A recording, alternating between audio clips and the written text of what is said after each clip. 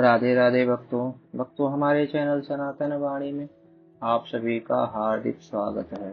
भक्तों, श्री चैतन्य चरितावली में आज हम श्रवण करेंगे राढ़ देश में उन्मत्त भ्रमण। निशा का अंत हुआ, पूर्व दिशा में अरुणोदय की लालिमा छा गई, मानो प्रभु के लाल वस्त्रों का प्रतिबिंब पूर्व दिशा में पड़ गया हो। भगवान भुवन भास्कर नवीन सन्यासी श्री कृष्ण चैतन्य के दर्शनों को उतावले से प्रतीत होने लगे। वे आकाश में द्रुत गति से गमन कर रहे थे। नित्य कर्म से निवृत्त होकर प्रभु ने अपने गुरुदेव के चरणों में प्रणाम किया और उनसे वृंदावन जाने की आज्ञा मांगी। प्रेम में पागल हुए सन्यासी प्रवर भारती महाराज अपने नवीन शिष्य के वियोग दुख को स्मरण करके बड़े ही दुखी हुए। उनकी दोनों आंखों में आंसू भर आए। आंसुओं को पोंछते हुए भारती जी ने कहा, कृष्ण चैतन्य मैं समझता था कुछ काल तुम्हारी संगति में रहकर मैं भी श्री कृष्ण प्रेम रसामृत का पान कर सकूंगा, किंतु तुम आज ही अन्यत्र जाने की तैयारियां कर रहे हो। इससे मेरा हृदय विदीर्ण हुआ जाता है। यद्यपि मैं गृह त्यागी वितरागी सन्यासी कहलाता हूँ, तो भी न जाने क्यों तुम्हारी बिछोह से मेरा दिल धड़क रहा है और स्वाभाविक ही हृदय में एक प्रकार की बेचैनी सी उत्पन्न हो रही है। भैया, तुम कुछ काल मेरे आश्रम पर रहो, फिर जहाँ भी कहीं चलना हो दोनों साथ ही साथ चलेंगे। दोनों हाथों की अंजलि बांधे हुए चैतन्य देव ने कहा, गुरुदेव आपकी आज्ञा पालन करना तो मेरा सर्वप्रथम कर्तव्य है, किंतु मैं क्या करूं, मेरा मन श्री कृष्ण से मिलने के लिए व्याकुल हो रहा है। अब मुझे श्री कृष्ण के बिना देखे चैन नहीं। आप ऐसा आशीर्वाद दीजिए कि मैं अपने प्यारे श्री कृष्ण को पा सकूं और आपके चरण कमलों का सदा स्मरण करता रहूं।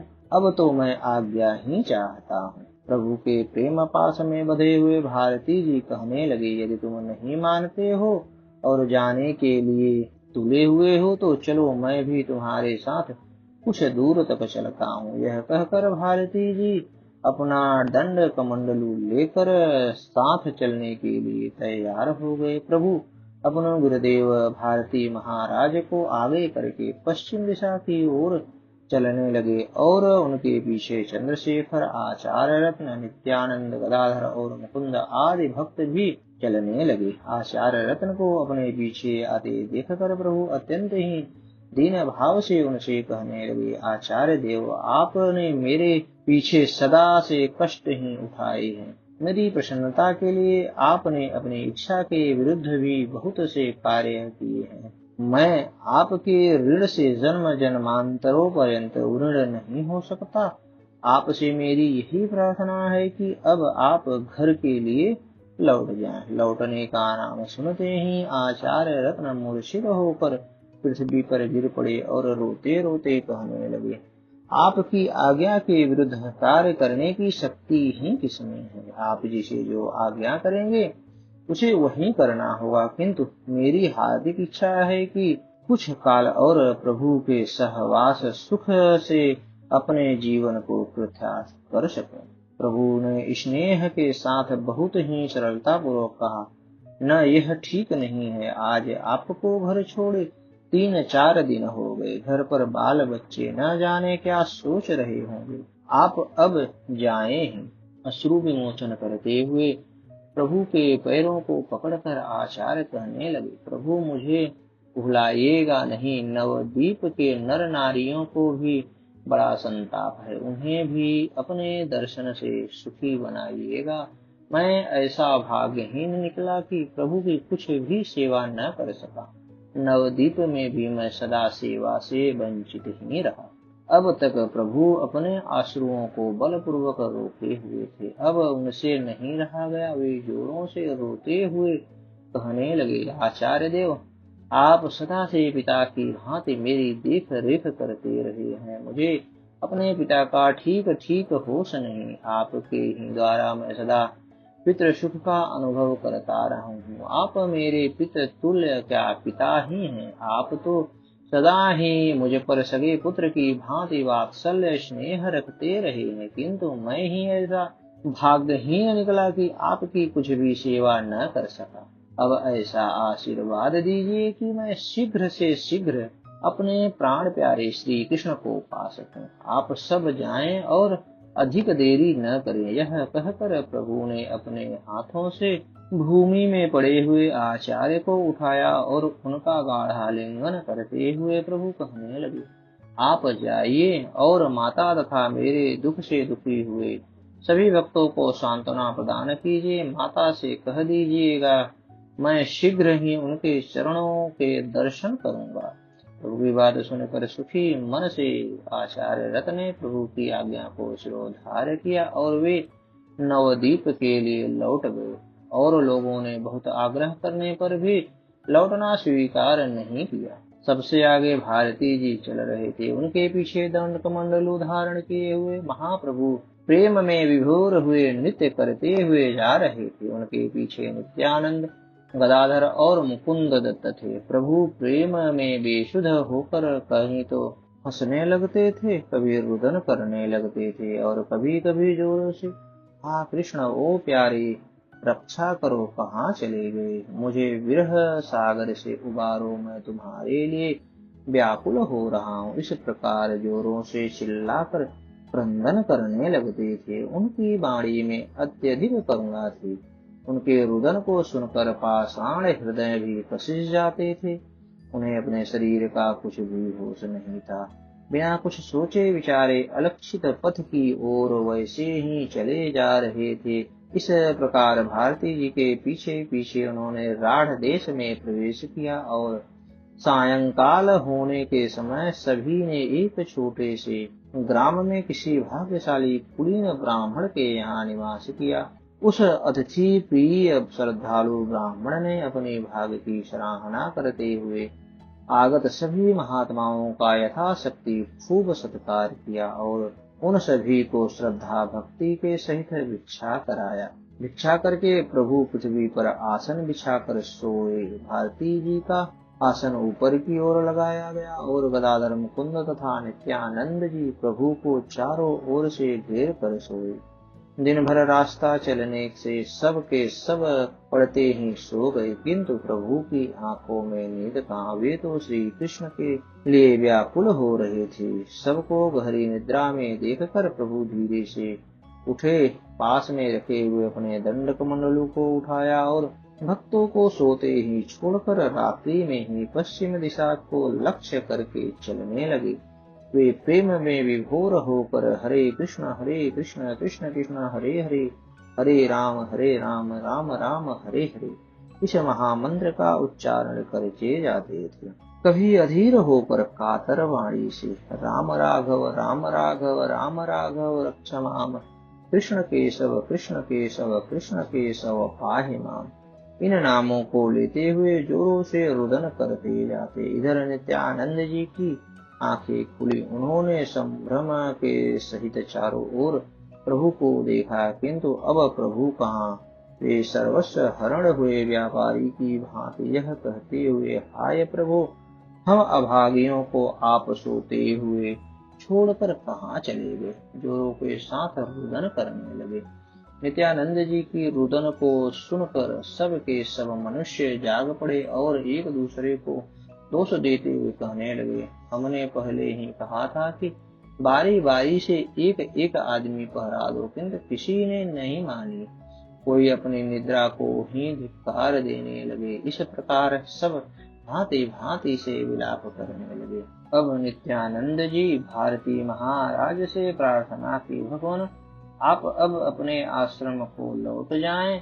आप हम लोगों के साथ कहाँ भटकते फिरेंगे। हम तो जहाँ भी मिलेंगे वहीं जाकर प्रभु की खोज करेंगे। भारती जी अब करते हैं क्या। अंत में उन्होंने दुखित होकर आश्रम को लौट जाने का ही निश्चय किया और नित्यानंद जी गदाधर तथा मुकुंद को साथ लेकर पश्चिम दिशा की ओर प्रभु को खोजने के लिए चले। प्रभु बहुत दूर निकल गए थे। वे प्रेम में विशुद्ध होकर कभी गिर पड़ते, कभी लोटपोट हो जाते और कभी घंटों मूर्छित होकर ही पड़े रहते। कृष्ण प्रेम में अधीर होकर वे इतने जोरों से रुदन करते कि उनकी क्रंदन ध्वनि कोस भर से सुनाई देती थी। रात्रि के समय वैसे भी आवाज दूर तक सुनाई देती है। भक्तों ने प्रभु के करुण क्रंदन की ध्वनि दूर से ही सुनी। उस ध्वनि के श्रवण मात्र से ही सभी के शरीर पुलकित हो उठे। सभी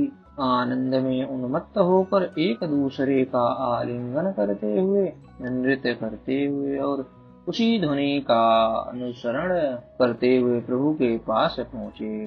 4-5 कोस पर बक्रेश्वर भी आ मिले। मुकुंद दत्त ने बड़े ही सुरीले स्वर से श्री कृष्ण गोविंद हरे मुरारे, हे नाथ नारायण वासुदेव, इन भगवान नामों का संकीर्तन आरंभ कर दिया।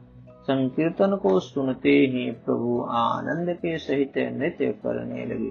सभी भक्त प्रभु के दर्शनों से परम प्रसन्न हुए, मानो किसी की चोरी की गई हुई संपूर्ण संपत्ति फिर से प्राप्त हो गई हो। प्रभु भी भक्तों को देखकर सुखी हुए। कुछ काल के अनंतर प्रभु प्रतिष्ठ हुए। उन्हें अब बाह्य ज्ञान होने लगा। वे नित्यानंद जी वक्रेश्वर आदि भक्तों को देखकर कहने लगे, आप लोग खूब आ गए। मैं आप लोगों से एक बात कहना चाहता हूँ।